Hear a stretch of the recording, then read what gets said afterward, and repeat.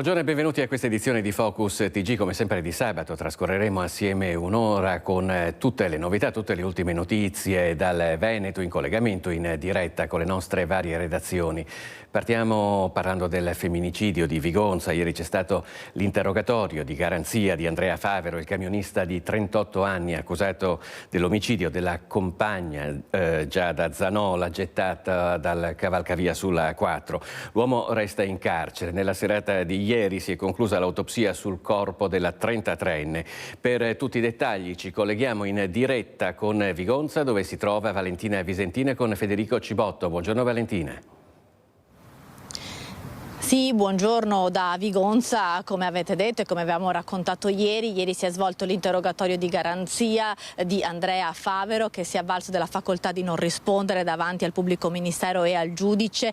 Non è stato convalidato il fermo, ma il giudice ha emesso un provvedimento di custodia cautelare in carcere, quindi Andrea Favero resta in carcere, non ha rilasciato ulteriori dichiarazioni oltre a quella confessione resa nella notte in cui è stato fermato per l'omicidio della sua compagna Giada Zanola, gettata dal cavalcavia di via Prati sulla A4 a Vigonza, a pochi metri dalla casa dove i due abitavano insieme al figlioletto di appena 3 anni. Una vicenda che ha scosso l'intera comunità, anche perché la ragazza lavorava a Vigo Nuovo, il comune dove viveva anche Giulia Cecchettin, protagonista purtroppo di del drammatico femminicidio.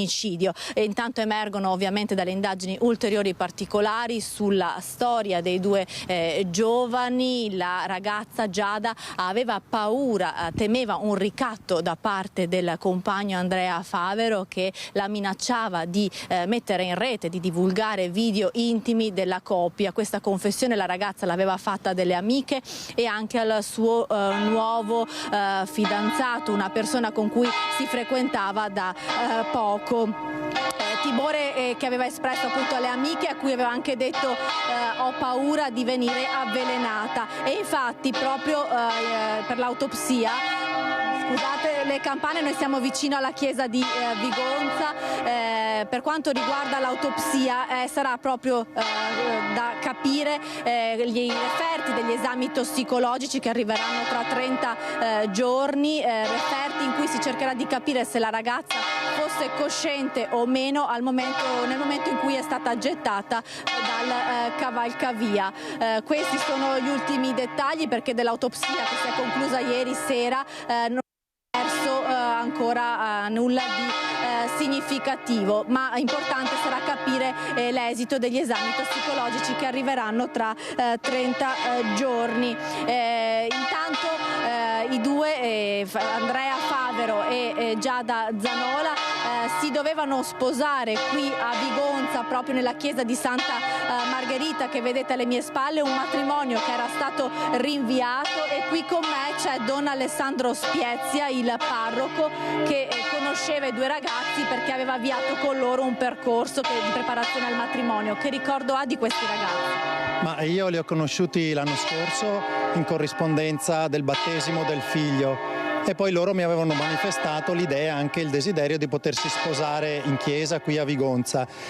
Di fatto poi non avevamo cominciato il percorso di preparazione, perché almeno un mese fa Andrea mi aveva chiamato dicendo che tutto era sospeso, che non si poteva più continuare perché c'erano delle fatiche, delle difficoltà tra loro. Ma la mia impressione è che fossero due buoni ragazzi, due bravi ragazzi.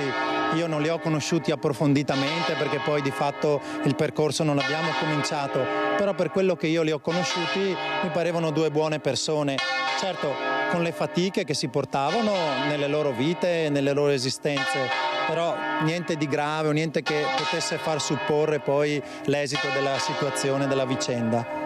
Una comunità molto scossa, quella di Vigonza, che si prepara anche lunedì sera ad una fiaccolata per Giada e per tutte le donne vittime di femminicidio, una fiaccolata che partirà dall'abitazione della giovane fino al luogo del delitto. Intanto si susseguono le manifestazioni per per le donne. Ieri sera a Padova c'è stata una passeggiata organizzata da Non Una di Meno, oltre 200 le persone che vi hanno partecipato. Io vi restituisco la linea e vi lascio con le immagini della passeggiata di ieri sera a Padova per Giada.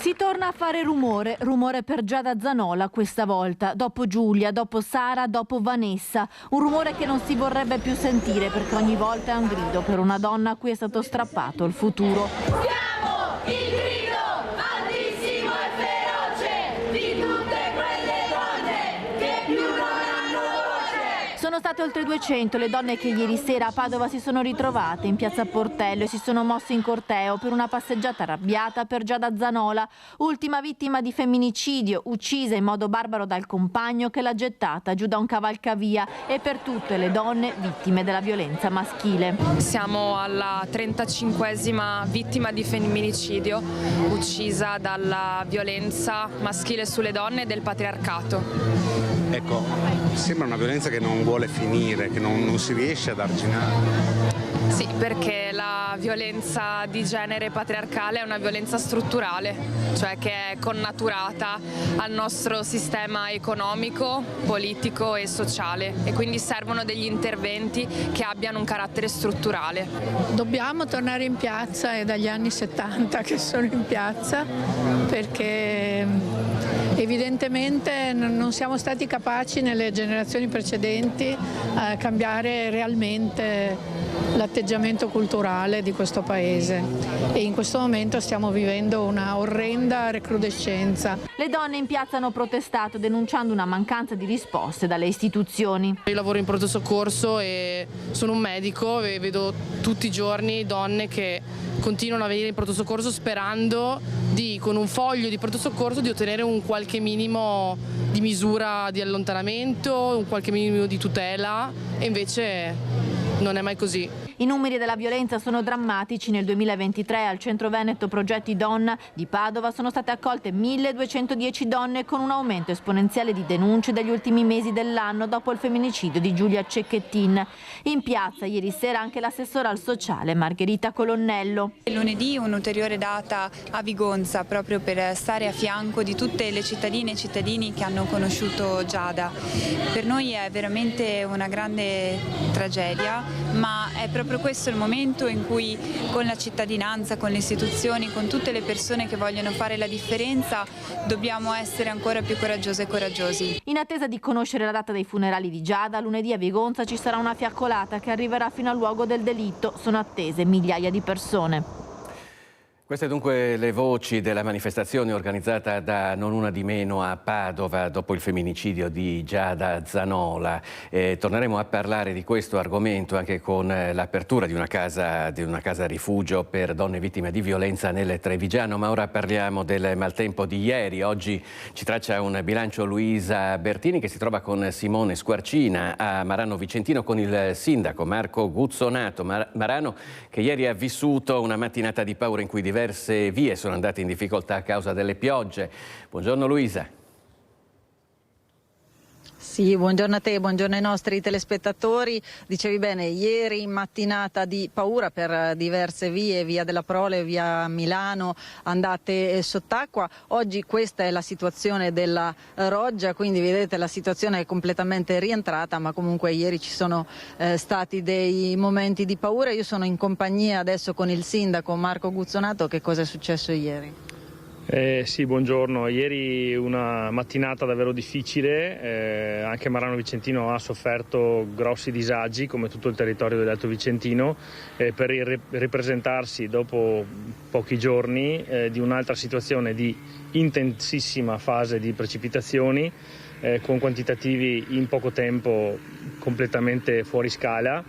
E quindi diversi interventi da parte della Protezione Civile, la squadra della Protezione Civile di Marano, che ringrazio, la squadra degli operai comunali, gli amministratori io stesso e il vice sindaco e gli altri a monitorare la situazione e a cercare di intervenire a supporto della popolazione. È stata una mattinata difficile, poi per fortuna nel pomeriggio la situazione si è un po' più tranquillizzata e oggi siamo alle prese con le sistemazioni di diverse situazioni di garage interrati e che sono stati invasi dall'acqua e dal fango. E c'è un problema, e gli osservati speciali sono chiaramente in prima battuta il Rio delle Pietre, che sta presentando delle problematiche anche relativamente nuove, e direi che questa fase di perturbazioni sta dimostrando purtroppo un ulteriore accentuarsi di problematiche, perché i punti deboli e critici ci sono sì, ma stanno succedendo delle cose nuove, relativamente nuove diciamo, o che non succedevano da tantissimi anni. Lei mi diceva che nell'ultimo mese si è presentato questo problema di fatto. Allora, il Rio delle Pietre è fuoriuscito all'altezza di Via Prole anche questa volta, e questa insomma è una cosa abbastanza delicata. Noi abbiamo puntualmente segnalato, sia perché la Regione dopo le perturbazioni della scorsa settimana aveva chiesto un resoconto, abbiamo messo giù tutte le situazioni diciamo critiche, sia quelle in area pubblica che in area privata, e abbiamo però anche segnalato al Consorzio Alta Pianura Veneta le situazioni di grave preoccupazione che vediamo ripetersi ultimamente per il Rio delle Pietre e anche per il torrente Timonchio al Genio Civile, perché anche il torrente Timonchio è andato in grossa sofferenza e ci sono alcuni argini che abbiamo segnalato, perché è importante che tutti gli enti, e noi non ci tiriamo indietro, molte contromisure le abbiamo prese negli anni scorsi, però le perturbazioni, il clima, che sappiamo bene che il clima purtroppo è cambiato in maniera definitiva, si sta comportando con un intensificarsi di fenomeni esponenziale, quindi le contromisure che erano state pensate per una certa tipologia di fenomeni in questi anni ci hanno salvato, perché determinate situazioni come questa sono accadute con meno frequenza, ma adesso le perturbazioni, le intensità di queste stanno aumentando in maniera esponenziale, e quindi c'è bisogno, attraverso il piano delle acque ad esempio, che è uno strumento urbanistico sovracomunale che stiamo portando avanti, che tutti gli enti che hanno competenza sulla sicurezza idraulica del territorio collaborino e si mettano assieme per affrontare questa nuova emergenza che stiamo vivendo. Ecco, io ringrazio il sindaco e restituisco la linea allo studio. Grazie a Luisa Bertini, in collegamento in diretta da Marano Vicentino. Abbiamo parlato di maltempo, di un altro genere di problemi invece devono fare i conti i residenti nel rione Piave di Mestre, che continua a patire un grosso problema di criminalità, soprattutto legato allo spaccio, e noi ci colleghiamo in diretta con Nicola Marcato, che assieme a Sandro Ponchio si trova in compagnia di alcuni residenti che hanno iniziato una nuova forma di protesta. A te la linea, Nicola. Buongiorno a te, buongiorno ai telespettatori. Mi trovo qui nel rione di Via Piave perché i residenti, ormai stanchi della situazione, hanno affisso dai loro balconi e dai giardini delle loro case delle scritte con nelle lenzuola: via gli spacciatori dal quartiere Piave, basta spaccio.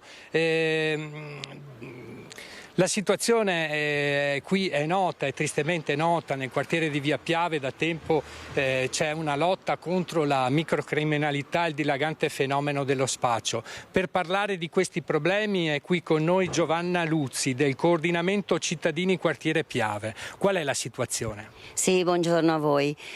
Allora, la situazione praticamente rispecchia ciò che lo stesso questore ci aveva detto qualche mese fa, che loro sono molto furbi, modificano le loro operatività, quindi i pusher sono tantissimi, per quanto ne siano presi tanti arrivano nuovi, abbiamo facce nuove e sono sempre molto in movimento, quindi non sono più stanziali lungo la Via Piave. In Via Piave vanno fuori solo per passarsi la voce, per darsi l'input per rientrare. I tossici ovviamente sono tantissimi, sembrano formiche, per chiamarli bene sembrano formiche, tutti i giorni ricominciano, diciamo, i grossi afflussi arrivano dopo le 5 del pomeriggio e girano con la velocità della luce. Spacciatori più tossici spacciatori è un disastro. Ripeto, ripeto, purtroppo il nostro quartiere è un enorme quadrato romano, quindi tutte strade che si intersecano e fanno prestissimo a spostarsi se arriva una macchina, una pattuglia. Le pattuglie ci sono, sicuramente la polizia c'è molto vicino, le forze dell'ordine ci sono vicine, però la dinamica di queste strade è particolare. Ogni giorno stanno subentrando, arrivano zuffe, si azzuffano per strada, si lanciano bottiglie, sia tra tossici che spacciatori. La situazione è sempre più calda. E diciamo che la zona calda è proprio appena di qua di Via Piave, perché in Via Piave non si mettono a fare azioni d'urto, ma le fanno qua all'interno. Le forze dell'ordine abbiamo detto che sono impegnate in un'incessante battaglia per garantire la sicurezza e la legalità, però anche il questore, al quale lei ha scritto una lettera aperta per ringraziarlo, hanno sottolineato più volte l'importanza della collaborazione con voi residenti. Ma noi effettivamente, soprattutto con la Polizia di Stato, collaboriamo effettivamente, abbiamo dei riferimenti, li facciamo diretti e quindi abbiamo buona collaborazione, però come giustamente diceva il questore, questa è una zona calda, piena, c'è tanta gente, per quanto ne porti via qualcuno, ne arrivano degli altri, quindi noi non facciamo altro che immediatamente segnalare volti nuovi, arrivi nuovi, cerchiamo di inquadrarli in modo tale che la polizia li abbia già a vista questi personaggi. La collaborazione è ottima con la polizia, anche con le altre forze dell'ordine, questo sicuro. Nel 2018 l'ultima grande operazione delle forze dell'ordine, l'operazione San Michele, in quel caso ci sono stati numerosi arresti. Adesso voi cosa chiedete? Voi residenti siete seriamente preoccupati, ho visto anche prima con il nostro operatore Sandro Ponchio delle siringhe proprio a pochi metri da qui per terra, gettate a terra, insomma la situazione è anche di degrado. Sì, mentre lei mi parlava sono passati dietro 2 tossici abitué, proprio mentre voi stavate filmando, quindi non è... Allora, l'operazione San Michele è stata un'operazione d'urto, c'è una differenza tra quel tempo e oggi. All'epoca praticamente la piazza era in mano ai nigeriani ed erano anche tutti un po' stanziali sui loro riferimenti dei negozi sul fondo della via San Michele, quindi la polizia ha blindato l'area e ha fatto una retata gigantesca. Oggi la situazione è effettivamente un po' diversa, in quanto non sono solo nigeriani, ma è un mixer, quindi ci sono nigeriani, tunisini, marocchini. Una volta si dividevano le aree, adesso invece se le scambiano le aree, per cui hanno probabilmente degli accordi e quindi è vero che la situazione diventa più complessa e più problematica. Certo che un'altra operazione tipo la San Michele potrebbe essere utile. Con noi c'è un'altra cittadina che si chiama Elisabetta, una residente qui di Via Piave. Lei ha notato che la situazione dal 2018 poi è peggiorata di nuovo. Sì, niente, buongiorno intanto a tutti voi. La situazione è invivibile. Io abito qui nelle vicinanze ed è impossibile anche uscire di casa la sera. Di giorno ci sono sempre ragazzi giovani che si drogano, li vediamo davanti ai nostri occhi. La gente passa a volte anche con indifferenza, loro tranquilli si drogano e io come persona, come donna, a volte ho anche paura di uscire la sera. Qui la sera c'è un coprifuoco, tutti si chiudono dentro casa perché è impossibile uscire, perché si trovano spacciatori a tutte le ore, anche di sera, anche macchine che arrivano per acquistare droga e quindi è molto difficile questa situazione in questo momento, in questo quartiere. Senta, vengono anche fatti molti furti, spaccate, le auto vengono spesso rotte. In questa zona non ho ancora notato questo, è successo anche in altre parti, altri quartieri qui fuori, tipo Cappuccina, Corso del Popolo, Scippatori. Quindi ci sono stati insomma anche problemi di questo genere. Anch'io sono stata scippata recentemente mentre facevo un bancomat e quindi da una persona di colore in questa zona qua della Via Piave stazione, e quindi è impossibile anche vivere insomma per tutti noi. Ecco, per ora è tutto, restituisco a te la linea.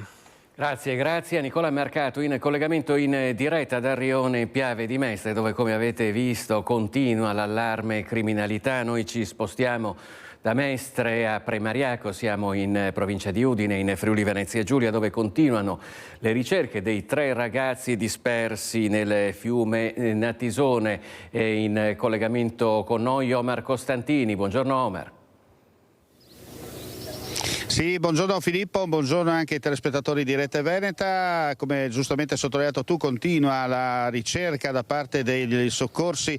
Siamo quasi giunti alla 24esima ora di ricerca dopo che alle 13:30 di ieri pomeriggio è scattato l'allarme. I 3 giovani si trovavano all'interno del greto del fiume Natisone, in quel momento tranquillo, quando sono stati sorpresi dall'improvvisa piena del fiume che li ha travolti e di loro praticamente non c'è stata più, non si sono spariti sotto gli occhi. Come puoi sentire c'è l'elicottero dei vigili del fuoco che sta sorvolando l'area interessata, in questo caso scusate quello della protezione civile del Friuli Venezia.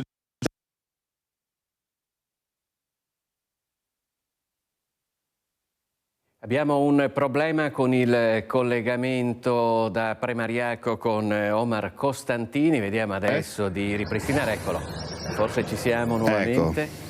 Eccoci, no.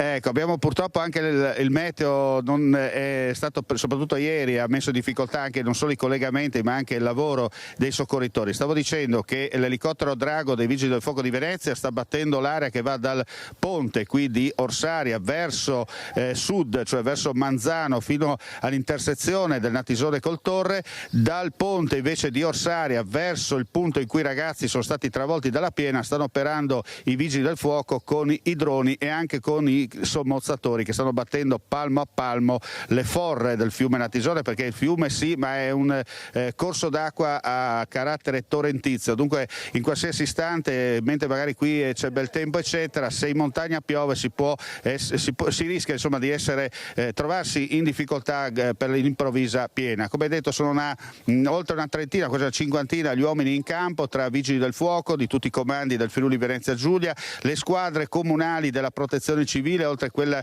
della sede regionale del Friuli Venezia Giulia, la Croce Rossa che ha dato disponibilità proprio qui ad Orsaria per allestire il campo base, l'unità di crisi, altre unità mobili sono presenti sia a Premariaco sia vicino a Oleis in comune di Manzano, insomma si lotta minuto per minuto, si lotta fino all'ultimo nella speranza che questi ragazzi questi 3 giovani vengano trovati sani e salvi, la speranza è che si siano magari abbiano trovato rifugio di fortuna lungo il percorso del Natisone attraverso magari qualche arbusto, insomma in una zona un po' impervia dove magari hanno trovato riparo in attesa dell'arrivo di coloro che potranno trarli in salvo. Al momento non abbiamo altre notizie, nel senso che l'ultima è quella che è già uscita questa mattina, cioè il rintraccio di una cella telefonica di un telefono di una delle 2 ragazze e da lì insomma si sta operando nella speranza insomma che vada tutto a buon fine. Quello che conta Filippo, e poi ti ripasso la linea, che le avverse condizioni meteo rispetto a ieri sta un po' migliorando, la perturbazione che sta flagellando il Friuli nelle ultime ore si sta allontanando e questo di fatto agevola il lavoro dei soccorritori sia sulla terra sia in aria che nell'acqua, perché il livello del Natisone si è abbassato, ieri ha superato pensate quasi 3 metri rispetto a quello che è, e soprattutto le acque hanno rallentato la loro corsa permettendo insomma di operare della massima sicurezza. Un plauso chiaramente va a tutti coloro che in questo momento sono sul campo per cercare insomma di portare in salvo questi 3 ragazzi. Se non hai altre domande da Premariaco avrei concluso e ti ripasso la linea. Grazie a Omar Costantini per questo aggiornamento sulle ricerche dei 3 giovani dispersi sul Natisone a Premariaco e a Orsaria in provincia di Udine. Adesso noi voltiamo pagina, ci colleghiamo con Bibbione dove ci si sta preparando a 2 grandi avvenimenti, uno è quello di stasera, quello di Vasco Rossi, però poi ci sarà anche la Dunata Nazionale degli Alpini, ci racconta tutto Lucio Zanato, a te la linea Lucio. Buongiorno Filippo, buongiorno ai telespettatori di Rete Veneta. Sì, allora sono a Bibbione perché sono due eventi importanti. Oggi, questa sera, c'è il primo dei due concerti di Vasco Rossi, 22.000 persone attese questa sera, 28.000 domani, ma noi siamo venuti qui perché tra 2 settimane sostanzialmente c'è la Dunata Triveneta degli Alpini. Allora c'è stato il sopralluogo, abbiamo gli alpini di Conegliano perché loro saranno quelli che prenderanno, si dice in gergo, la stecca degli alpini di Venezia. Allora cominciamo con il presidente degli Alpini di Venezia, Franco Munarini. Tutto pronto? Già visto tutto? Pronto no, preparato sì. Ecco, velocemente diciamo, tutto questo comincia con un percorso della memoria che parte? Che parte dal Passo della Mauria venerdì mattina. E venerdì 14 e arriva qui alle 7 del mattino al Passo della Mauria. Passo della Mauria, percorrendo tutta l'asta del tagliamento fino alla foce, passando attraverso le sezioni, parte dalla sezione Cadore, passa per la sezione Carnica, Gemona, Udine, Pordenone, Venezia e in parte di nuovo la sezione di Udine dalla parte sinistra della... E questo è il percorso della memoria. Poi invece sabato sera ci sono i cori che non possono mai mancare. I cori, una serata di cori in 2 punti, 3 cori in piazza Treviso con il coro Croda Rossa di Milano, il coro ANA di Vittorio Veneto, il coro ANA di Cime d'Auta, e qui per il momento ce ne sono 2, forse ne avremo un terzo, che è il coro ANA di Udine e il coro ANA di Preganziolo. E poi domenica dalle 10:15 la sfilata, dalle 10:15 attraverso questo corso. Qui ci verrà montato... Quindi assembramento a Piazzale Zenit. A Piazzale Zenit assembramento, alle 10:15 inizio della sfilata con la resa agli onori alle massime autorità, e poi attraverso questo viale, con un percorso di circa 1500 metri, passeremo davanti alla tribuna che verrà montata qui in Piazzale Aurora. Quanti alpini sono attesi? Io penso 10-12.000 che sfilano. Perché è il terzo raggruppamento. Ecco, questo per quanto riguarda, diciamo così, l'attività. Perché c'erano anche gli alpini di Conegliano? Perché Conegliano nel 2025, Presidente, prenderà, diciamo così, le redini della prossima Triveneta. Esatto, siamo qui, abbiamo fatto un sopralluogo perché abbiamo il cambio della stecca con la sezione Venezia, perché nel 2025 siamo noi che organizziamo il Triveneto, il terzo raggruppamento, con il nostro centenario sezionale. Esatto, centenario. Ma insieme agli alpini di Conegliano, se non è scappato, abbiamo Nicola Stefani. Vieni Nicola, voi sapete chi è Nicola Stefani? Nicola Stefani è la voce degli alpini della Dunate nazionali e anche della Triveneta. Allora la domanda è: come commenterai questa sfilata, questa Dunata a quota zero? Raccontando tanti aneddoti di come gli alpini interpretano la pace ogni giorno e di come siano davvero dei protagonisti assoluti nella vita delle nostre comunità. Quindi la pace sarà anche qui il tema dominante? Lo sarà, senz'altro, non può non essere così. Grazie Filippo, adesso io ti restituisco la linea qui da Piazzale Aurora a Bibbione per poi riprenderla più tardi per andare a vedere invece l'altro evento che comincia questa sera, che è ovviamente il primo dei 2 concerti di Vasco Rossi. A te la linea. Grazie a Lucio Zanato. Naturalmente seguiremo la Dunata nazionale Triveneta degli Alpini in programma a Bibbione. Per ora ci fermiamo per un istante e ci rivediamo tra pochissimo.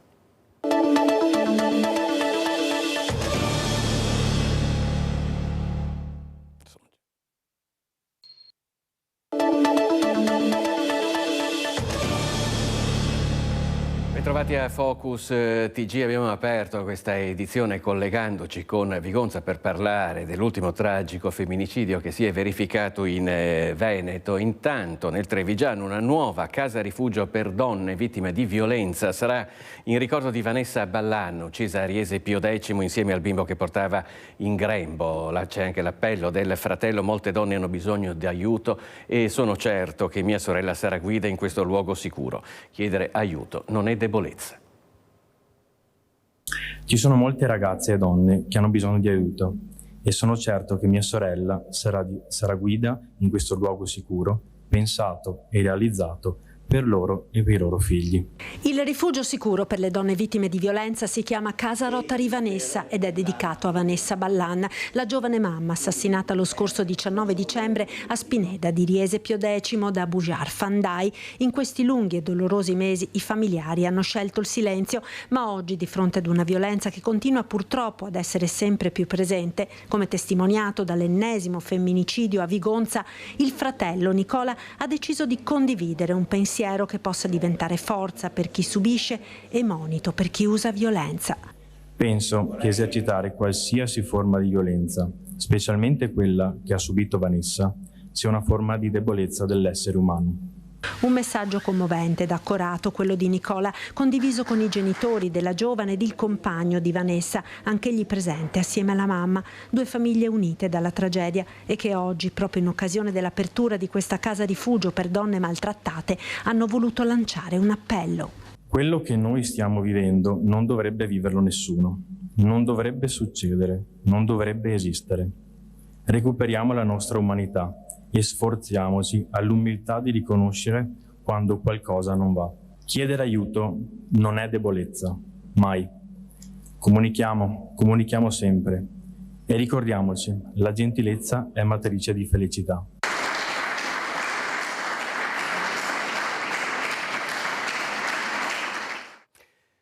Ora torniamo a parlare dell'ultima ondata di maltempo che ha attraversato il Veneto, perché è ora di fare la conta dei danni a partire da quello che ha subito l'agricoltura. Andiamo a vedere com'è la situazione nel Bassanese e più in generale in provincia di Vicenza. 2/3 dei terreni agricoli del Bassanese e dell'intera provincia di Vicenza sono letteralmente off limits. Nessuno potrà entrarvi per giorni per eseguire i lavori di stagione o per ripristinare le campagne invase dall'acqua.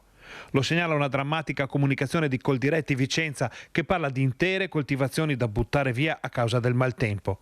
Nessuna zona della provincia è stata risparmiata. Il Bassanese sta facendo i conti con un numero impressionante di smottamenti e frane nella zona collinare, con le frazioni di Marostica epicentro di una situazione allarmante che ha portato anche all'evacuazione di molte famiglie. Le ciliegie sono state colpite da pioggia, freddo e grandine e in tante aziende ogni sforzo per salvare il prodotto è stato vano. I produttori sperano che le varietà tardive possano trovare beneficio dall'arrivo dell'estate, ma è davvero un terno al lotto. L'Alto Vicentino sta facendo i conti con campi allagati e culture foraggere devastate, mentre per l'Ovest Vicentino la situazione è molto simile a quella del Bassanese, con le ciliegie praticamente azzerate. Il Basso Vicentino vede il raccolto di mais quasi compromesso e le coltivazioni di patate e cipolle semplicemente azzerate. In alcuni casi si è arrivati anche a vedere dissotterrati tuberi dalla violenza delle precipitazioni. Ortaggi, fieno e vigneti stanno soffrendo ovunque e l'intero comparto agricolo sta con il naso all'insù aspettando l'ennesima ondata di maltempo che per il momento sembra essere scongiurata. Non se la passano bene gli allevamenti che in alcune aree del Bassanese rappresentano la principale forma di sostentamento delle famiglie. I foraggi autoprodotti dalle aziende agricole sono imbevuti d'acqua e non sono utilizzabili per produrre latte di qualità. E a Padova resta l'allerta arancione per il livello dei fiumi. La grandine ha devastato le colture ad Agna. Danni tra il 70 e il 100%. Non resta quasi nulla da coltivare nelle aziende agricole in località Forpiero ad Agna, un'area di 300 ettari colpita nelle ultime ore da una violenta grandinata con vento forte e pioggia intensa. In 2 giorni qui sono caduti 150 mm d'acqua, con chicchi di ghiaccio arrivati ad un diametro di 30-40 mm. Ad avere la peggio i vigneti, ma anche le ciliegie, gli ortaggi e le coltivazioni in pieno campo come mais, frumento e soia. Piange la bassa, ma violenti acquazzoni con forte vento hanno interessato tutta la provincia di Padova, con accumuli di 28 mm a Galzignano e di 29 mm a Lignaro in circa 6 ore, secondo i dati forniti dalla Protezione Civile regionale. Pioggia violenta anche nell'Alta Padovana durante la notte, disagi anche in città, dove il vento ha provocato la caduta di alcuni alberi piombati sulla sede stradale. In fumo i risparmi di una vita. La Guardia di Finanza di Treviso ha scoperto un intermediatore finanziario che ha finto di investire soldi di famiglie a lui amiche, tenendoli invece per sé. In questo modo ha sottratto e speso almeno 150.000 euro. Quei soldi, risparmi di una vita, li avrebbe fatti fruttare lui, aveva promesso investimenti sicuri e così aveva convinto 2 famiglie trevigiane ad affidarsi a lui, agente assicurativo iscritto al registro unico degli intermediari. Un versamento dopo l'altro e goccia dopo goccia l'uomo, un trevigiano di 50 anni, padre di famiglia, è riuscito a far transitare fino a 150.000 euro sul suo conto, prosciugando quelli di chi si stava affidando di lui. È stata la Guardia di Finanza di Treviso a scoprire la truffa partendo proprio dalla segnalazione delle 2 famiglie che, quando hanno iniziato a chiedere di disinvestire, si sono sentite rispondere di no. In base alle indagini bancarie abbiamo verificato che il truffatore, che tra l'altro si spacciava anche per funzionario di varie società di assicurazioni, spendeva il denaro per finalità personali senza ovviamente utilizzarlo per l'acquisto di prodotti assicurativi.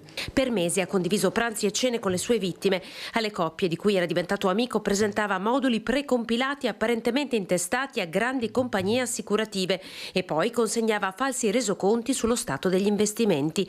Non solo. Abbiamo accertato che dal 2016 al 2022 il contribuente non ha dichiarato compensi per circa 280.000 euro, che sono stati quindi sottoposti a tassazione con il recupero di imposte per 150.000 euro.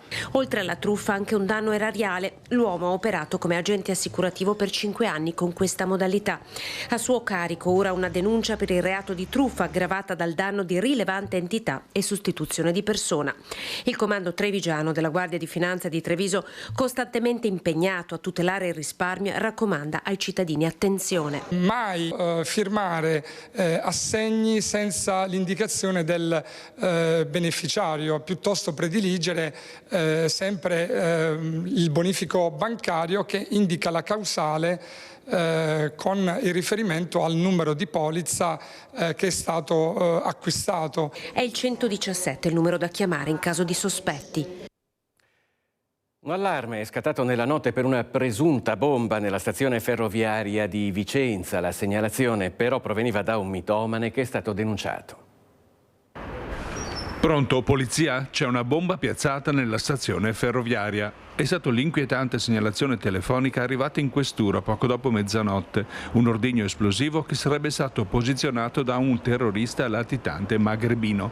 Gli agenti, prima di far scattare le procedure stabilite in questi casi, hanno fatto una verifica sull'utenza telefonica da cui proveniva l'allarme, scoprendo che a farla era stato un noto mitomane già conosciuto per segnalazioni simili effettuate in altre questure italiane. Si tratta di un 40enne italiano residente a Cosenza, per cui è scattata una denuncia per procurato allarme. In stazione è stata comunque allertata la Polfer, che ha fatto un'apposita ispezione preventiva, non rivenendo alcun ordigno nei luoghi segnalati.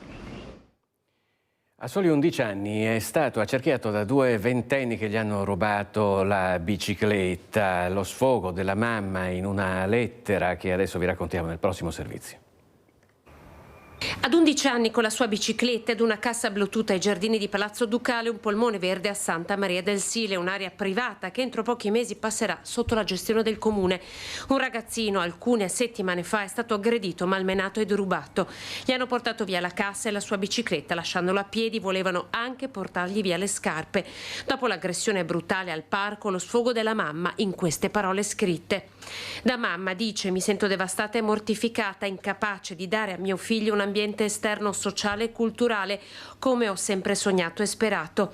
Continua: ricevere una telefonata in pieno giorno in un pomeriggio tranquillo nel quale tuo figlio di 11 anni ti chiede di uscire con gli amici, e poi una telefonata dove percepisci dall'altro lato del telefono il terrore nella voce di tuo figlio. A far emergere l'episodio è Leonardo Campion, presidente del comitato Prima i Trevigiani. Hanno tentato di rubargli anche le scarpe.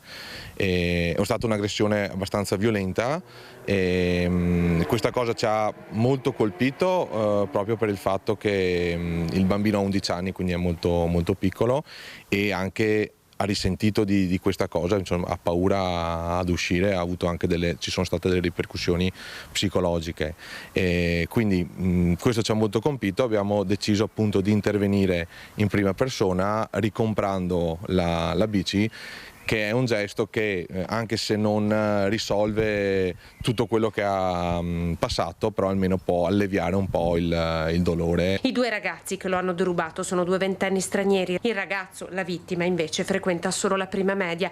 Eccolo in questa fotografia mentre sorride felice. Proprio il comitato ha raccolto i fondi per comprargli una bicicletta. La famiglia intanto ha presentato denuncia alla polizia. Ed è una cosa appunto che ci lascia molto perplessi, perché è grave. Non era tarda notte, non era un quartiere malfamato o comunque dei posti dove non è sicuro girare. Cosa vi ha detto il ragazzino quando ha ricevuto la bici? Beh, il ragazzino è stato molto felice di questa cosa e l'ha subito provata. I FAS devono essere banditi, così l'onorevole Pentastellato Cappelletti, tenendo alta l'attenzione anche nel bassanese. Oggi è arrivato il momento di dire stop ai FAS, è arrivato il momento di dire stop alla produzione di FAS, è arrivato il momento di avere un maggior controllo sugli scarichi da parte dell'industria, ma soprattutto sulla qualità dell'acqua. Una battaglia contro i famigerati PFAS che potrebbe riguardare anche la nostra città dopo l'allarme inquinamento dell'acqua nella zona di San Michele, per cui è scattata una mobilitazione dei residenti preoccupati della possibile presenza delle sostanze altamente tossiche. A oggi ancora non c'è nulla di chiaro e certo, nonostante i tanti appelli all'amministrazione comunale di Bassano. L'onorevole Enrico Cappelletti, Movimento 5 Stelle, punta dal canto suo alla rivendicazione della qualità dell'acqua come un diritto senza se e senza ma. E la politica deve avere la responsabilità che questo diritto possa essere pienamente goduto dai cittadini, per cui è arrivato il momento di presentare, di coinvolgere il Parlamento con una mozione in cui il Movimento 5 Stelle porrà questi obiettivi, che sono certamente obiettivi ambiziosi, perché non è un problema solo di una regione e neppure solo italiano, ma è un problema dell'intero continente europeo e addirittura internazionale. Però l'Italia e in particolar modo il Veneto, che piange addirittura 4.000 vittime da malattie collegate ai FAS, deve dare il proprio contributo, e il mio auspicio è che ci possa essere una convergenza tra tutte le forze politiche che hanno a cuore la tutela della salute dei propri cittadini, per arrivare finalmente a un bando di questa molecola chimica che troppi danni ha fatto al nostro Paese. Ora parliamo delle rette delle case di riposo, perché da Mestre arriva un appello della CISL. Il 20% delle famiglie veneziane deve pagarla per intero. La Regione risolva la questione delle impegnative. Niente 20 milioni di euro in più a disposizione della Regione per pagare l'aumento delle impegnative e quello dei costi dovuti alla residenzialità, ma la stessa somma è stata stanziata per riconoscere ai centri servizi l'impegno assistenziale a favore dei pazienti classificati come affetti da disturbi comportamentali. La CISL lancia l'allarme: posti liberi nei centri servizi e sempre più famiglie che si stanno spendendo economicamente per pagare le rette. La Regione si appella al sindacato: faccia qualcosa prima che sia troppo tardi. Stanziare i fondi necessari per le impegnative.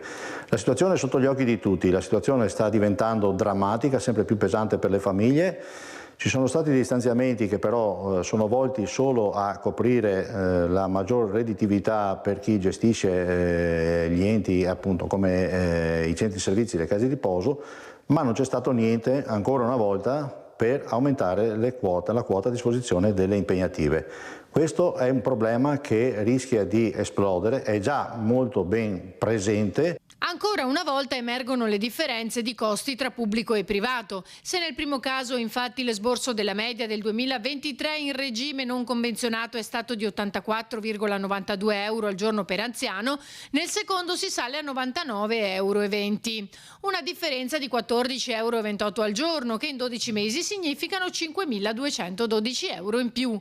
Eppure il recente stanziamento di altri 20 milioni di euro da parte della Giunta regionale per aumentare la redditività dei centri servizi, per il sindacato non risolve l'annoso problema delle impegnative. Il nostro appello è che la Regione stanzi i fondi necessari per evitare che l'aggravarsi delle patologie che inevitabilmente con l'avanzare dell'età si presenta possa diventare un problema drammatico per la nostra società. Ci fermiamo ancora per un istante e ci rivediamo tra pochissimo.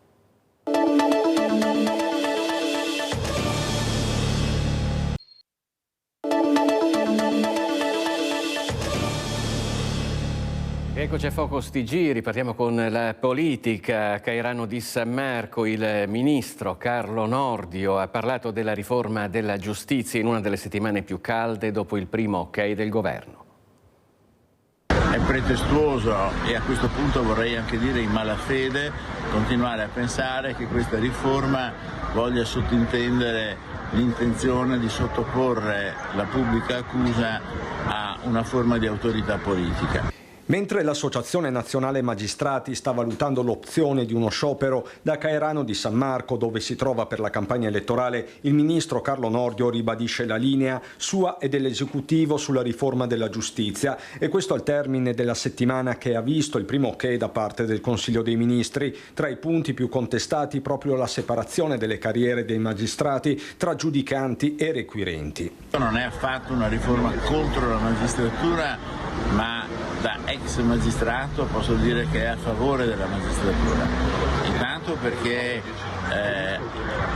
ribadisce a livello costituzionale l'indipendenza assoluta del pubblico ministero di fronte a qualsiasi forma di potere, a cominciare da quello esecutivo. Gli altri due punti chiave della riforma sono la nascita di un'alta corte capace di giudicare gli errori dei magistrati e l'ipotesi sorteggio per la componente laica del CSM, altro aspetto al centro della bufera politica di questi giorni. Il sorteggio che avverrà nell'ambito di un canestro di persone qualificatissime, essenzialmente tra magistrati, eliminerà il rapporto, il vincolo elettorale, che poi è diventato clientelare, tra elettori ed eletti, e i magistrati saranno più liberi. Insomma, dice Nordio, l'obiettivo è quello di contrastare la degenerazione delle correnti interne al potere giudiziario. Qualche giornalista autorevolissimo l'ha addirittura definito un verminaio. Non sono parole mie, sono parole di Paolo Mieli. Ecco, questa degenerazione ha screditato la magistratura, tutto questo perché gli scandali e questa visione che ha dato questa spartizione correntizia è incompatibile con la dignità e con la libertà e l'autonomia vera della magistratura. Riformare la legge speciale dando più autonomia a Venezia è tra le proposte avanzate al termine del ciclo di seminari promosso dalla Fondazione Pellicani. Se il rifinanziamento della legge speciale per Venezia è oggetto di dibattito e polemica politica, una sua modifica è tra le proposte principali del centinaio messo in piedi da Ripensare Venezia, un'intensa serie di seminari, approfondimenti e studi, spesso dai numeri impietosi, su quella che è la condizione sociale ed economica attuale dell'intero comune di Venezia, promossa dalla Fondazione Pellicani. Va ripensata la specialità di Venezia, ovvero la governance, la sua legge speciale, che hanno dimostrato di non essere efficaci in questi decenni. Bisogna completamente cambiare metodo, ovvero ripensare la legge costruendo una legislazione di rango costituzionale in cui Venezia abbia l'autonomia. In terraferma il problema della sicurezza a Mestre si risolve non solo con la repressione dei reati, ma attraverso una rigenerazione urbana del quadrante Corso del Popolo, via Cappuccina e via Piave, che passa per uno sviluppo economico qualificato. Perché le persone abbiano un motivo per vivere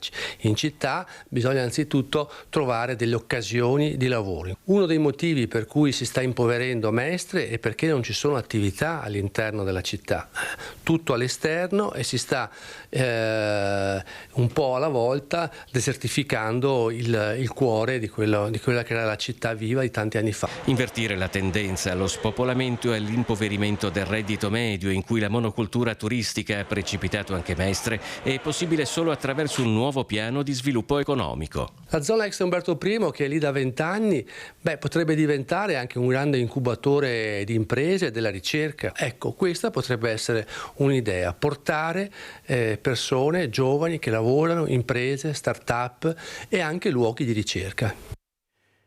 I sindacati sono preoccupati per le possibili ripercussioni sui lavoratori del buco di bilancio annunciato la scorsa settimana da Luciano Benetton. Ieri c'è stato un incontro con le parti sociali, si attende ora il nuovo piano industriale.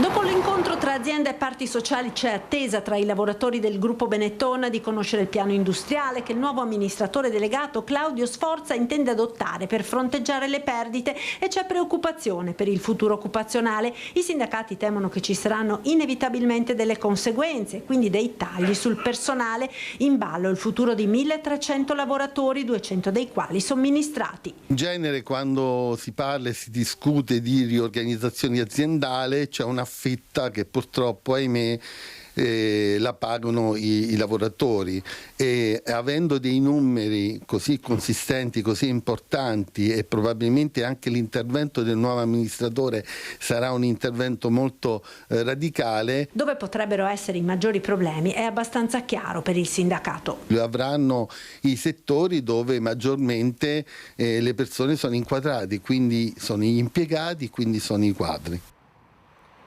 Ora voltiamo pagina, a parte la tredicina di Sant'Antonio, le celebrazioni che preparano i fedeli alla festa del 13 giugno che sarà seguita in diretta dall'alba al tramonto da Rete Veneta. Come Sant'Antonio parlò al tiranno Ezzelino da Romano, così in Basilica si leverà una preghiera per invocare la pace.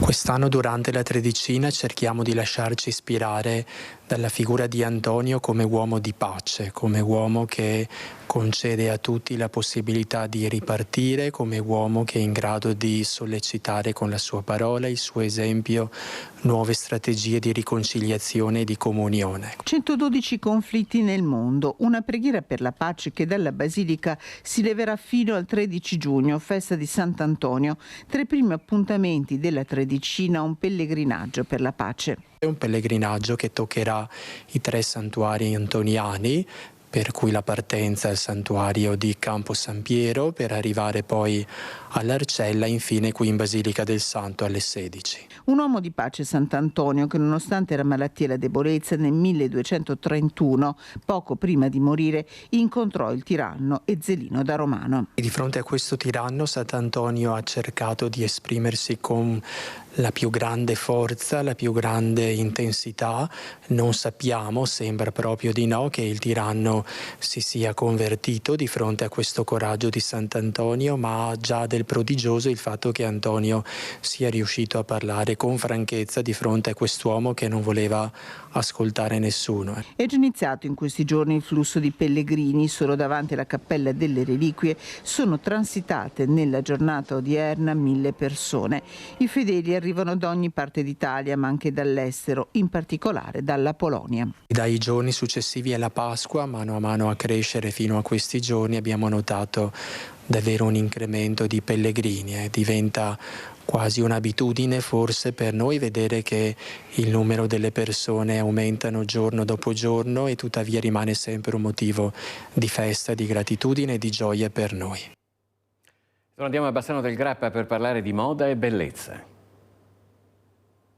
Come oramai da tradizione, anche quest'anno l'ente di formazione Irigem ha voluto proporre una sfilata per offrire agli studenti un'occasione speciale per parlare di sé e del loro percorso di studi e per mostrare un po' più da vicino il lavoro che con passione e dedizione li coinvolge tutti, ogni giorno. La scuola come maestra di vita, e chi meglio del tempo può insegnare e regalare esperienza. Proprio al tempo che scorre, che scappa, che torna e che appunto insegna, è stata dedicata la sfilata di quest'anno, che si intitola Seasons, stagioni, quelle della vita, che all'Irigem si traducono soprattutto in colore e stile, nell'acconciatura e nell'estetica. E così la primavera diventa metafora della vita che nasce, germoglia e fiorisce, l'estate è allegria, leggerezza, libertà, l'autunno è il tempo della riflessione, l'inverno è la stagione del silenzio che aiuta ad ascoltare la natura e capire l'importanza dell'attesa in vista di una nuova rinascita. Un evento che ha unito bellezza, fantasia e fascino, una sfilata che ha raccontato l'impegno di studenti e docenti e che sarà possibile rivivere sabato sera alle 21:15 su Rete Veneta. Siamo vicini alla chiusura, ma abbiamo il tempo di ricollegarci con Bibbione. Abbiamo parlato di come la città si stia preparando ad accogliere la dunata triveneta degli Alpini, ma c'è anche un altro grande avvenimento di cui ci aveva anticipato Lucio Zanato, un grosso concerto, diciamo, di uno degli autori più famosi e apprezzati del nostro panorama nazionale. A te, Lucio. Buongiorno di nuovo da Bibbione. Filippo, sì, l'autore, il cantante, il cantautore, insomma quello che voi volete in questione è Vasco Rossi, e Fabio Verini vi sta facendo vedere il palco che è stato allestito per quello che è il sound check, non è neanche la data zero, proprio ancora prima, e pensate ci sono 22.000 i fan già arrivati qui a Bibbione per seguire questa serata. Da lunedì, venga, da dove siete? Da dove venite? Milano. Da lunedì? Torino. Sì, ma perché? Ma non lo so, perché ci coinvolge, ci fa divertire, ci dà una carica in più. C'è chi dice no? C'è chi dice no anche, ma non è così. Noi siamo ancora qua. E poi c'è una canzone per te? Sempre. Sempre triste, però va bene. Ok, grazie intanto. Allora intanto vi faccio vedere che c'è gente che mangia in piedi. Buongiorno, da dove venite? Da Lucca. Da Lucca. Siete arrivati oggi? In questo momento. In questo momento. Perché venire fin qua? Perché Vasco è Vasco. Qual è la canzone che preferite? La nostra relazione. Ogni volta. Ogni volta che viene giorno? Ogni volta che ritorno? Sì. Avete capito, insomma, qui c'è tanta tensione, ma tensione positiva per Blasco, e con questa immagine della fila dei fan che stanno aspettando di poter vedere e soprattutto vivere il concerto di Vasco Rossi qui a Bibbione, ti restituisco la linea. Grazie mille a Lucio Zanato e a queste testimonianze raccolte sul campo in attesa della prima esibizione di Vasco Rossi, come avete visto questa sera a Bibbione. Noi per ora ci dobbiamo salutare, l'appuntamento con l'informazione di Rete Veneta tornerà questa sera alle 18:50 con il telegiornale di Bassano del Grappa e a seguire il telegiornale di Vicenza. Grazie per averci seguito e arrivederci.